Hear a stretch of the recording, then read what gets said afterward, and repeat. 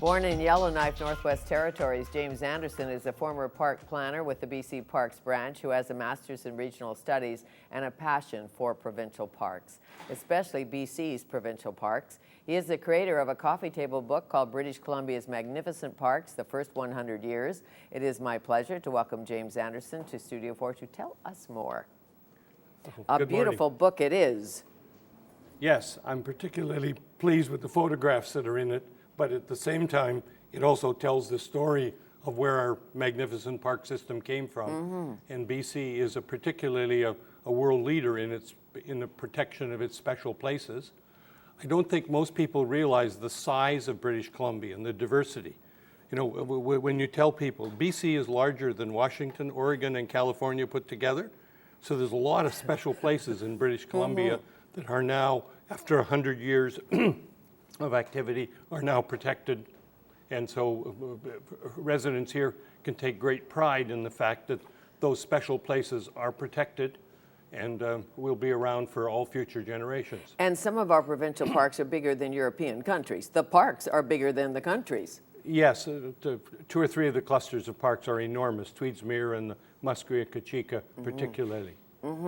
So, your first park experience, growing up in the Northwest Territories, your first outdoor experience, your first marriage with nature.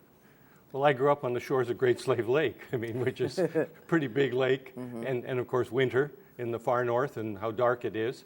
And then I was fortunate enough to live in Calgary, teaching school for a while, and I got to go to Banff every weekend, and that's where I learned to ski, and that's where I particularly got interested in changing a career from being a teacher to going into planning school, and I moved to Vancouver and UBC. But going to Banff every weekend was my real, you know, sort of getting excited in parks and sort of as an organized place as opposed to the vast wilderness of the far Northwest Territories. Exactly, and that Icefield Highway and Jasper and all of that and those magnificent Rockies, I get it. Lake Louise.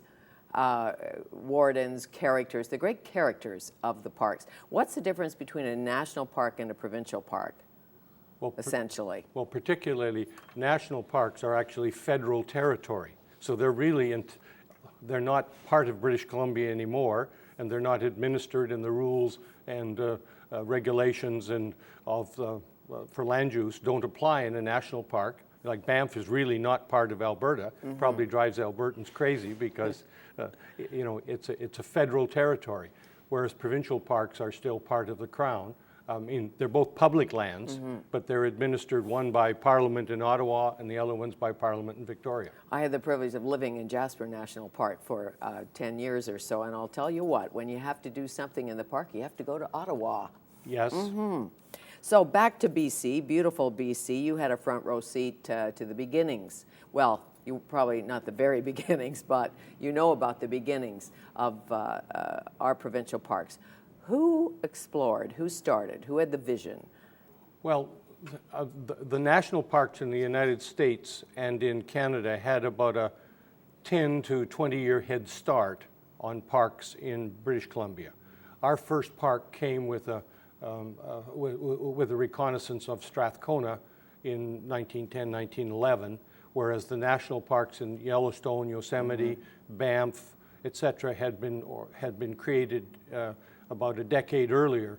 And so the premier of the time sent the Minister of Lands, Price Ellison, and family gathering and a bunch of characters from the Campbell River area, and they explored central Vancouver Island, because you have to remember at that time there were no highways, there were no railways through, so most of British Columbia was relatively inaccessible, and so the closest wilderness was right on the doorstep of Victoria on Vancouver Island, and most people don't realize the extent to which there's this fairly major mountain range that goes right through the middle of Vancouver Island, and the Price Ellison expedition went there in 1911 and explored it, and then came back and recommended to the Premier and to the legislature, and in 1911 Strathcona was designated as a park. The first BC park? Yes. First BC park, and Hugh Francis Bacon, he called himself Lord of Vancouver Island. I know this because I read Stephen Hume's foreword to this book, and he sounded like a great character, as many of the park founders, the visionaries were. Lived in the bush by himself with his little fox terrier, came to town, occasionally, and recited Kipling in the bar and had a glass of fine scotch. Yes, there were some interesting characters at the time. The big difference between provincial parks in the first 30 years of their decade was that, unlike the national parks, which got developed, they built lodges and hot springs and hiking trails, there were highways to them, there were railways going through. The provincial parks were basically created on paper, but there wasn't much in the way of visitor facilities. There was no public service designated to manage them, and so on. Most of that didn't happen until post-World War II. So while you had visitors by the tens of thousands going to Banff or to Yellowstone or other park, or to Jasper, because the railway access and so on, and highways, British Columbia parks, those early parks, Robson, Assiniboine, Garibaldi, were basically just parks on paper with very little visitation. And lots of bush, and as you say, a mountain on Vancouver Island. I know in this original expedition they had a woman, Myra. Yes. Myra was the daughter of Ellison, and when they got to the top of the mountain, they had a little flag incident where there was a Canadian and an American flag, both trying to be, or a Union Jack and an American flag trying to be planted, but the stories are good.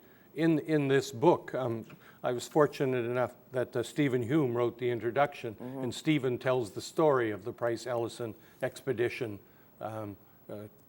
and there was, just in the past year, was an attempt to recreate the expedition, and a number of modern explorers recreated the trip through the park. Really? And with the camp cook and all, I bet. Yes. And sometimes they had champagne, you know, or they got back to Nanaimo or something and had a fine feast. I'm not sure. So, as provincial parks go, as you say, magnificent in BC. Is there one, because nature changes and shifts, is there a park that shouldn't be a park anymore?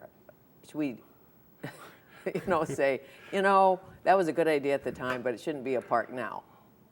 Well, there are parks created, I guess, in a simple sense, for two reasons. Those are parks for recreation and parks for conservation. There's some special social, ceremonial, historical, natural phenomena. And so you're creating parks for kind of two reasons, and that, there's always that dual mandate. And when you say, is there a park that shouldn't be, people don't quite realize there's over 900 provincial parks. 991, I read. Yes, Is that true? yeah, That many? yes. 991 provincial parks. And, some small, some large. And over half of them have only existed for less than 20 years. Why?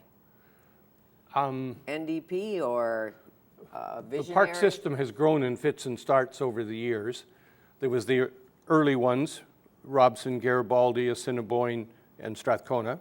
Then about 1940, Tweedsmuir, Hamber, Wells Gray, Manning Park, and then there was another blitz in the mid-70s, and so by then you had about 4 million hectares of parks.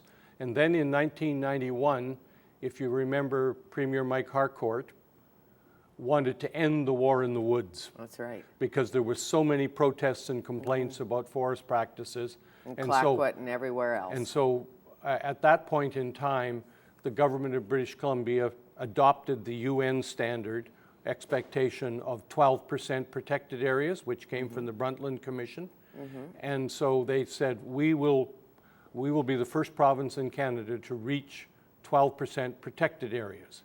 And so during the 90s, the park system went from 300 parks to 700 or 800 parks and doubled in size. And parks that protected grasslands, we think of parks as like giant Doug firs, but not necessarily. There's grassland parks and parks filled with volcanic, well, that's the not purpose eruption, of a park but system. it's a purpose. As the staff of Parks Branch developed a concept called representative landscapes. And if you can think of a view, think of the Okanagan as opposed to the Peace River wheat farming, or the coast. Each of those is a representative view. In your mind you have an image, a place, the vegetation is different, the animals are different, the climate is different, and so the park system tries to protect each of those kinds of representative landscapes.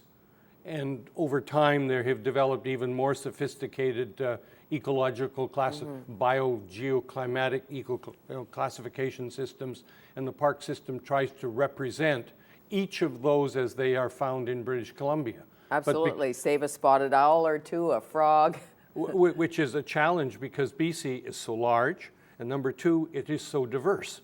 You know, I mean, when you think of the Peace River as opposed to the Caribou or the Queen Charlottes. Right. And so trying to protect, parks in each of those areas. And the big thing that particularly occurred was a recognition of the northern half of the province. And we are, as you know so well, a resource-based province, and the miners and the loggers would like to get in there. And that's always been a bit of a skirmish, but we seem to be doing better. James Anderson, our guest, his book is called British Columbia's Magnificent Parks, The First 100 Years. We'll come back.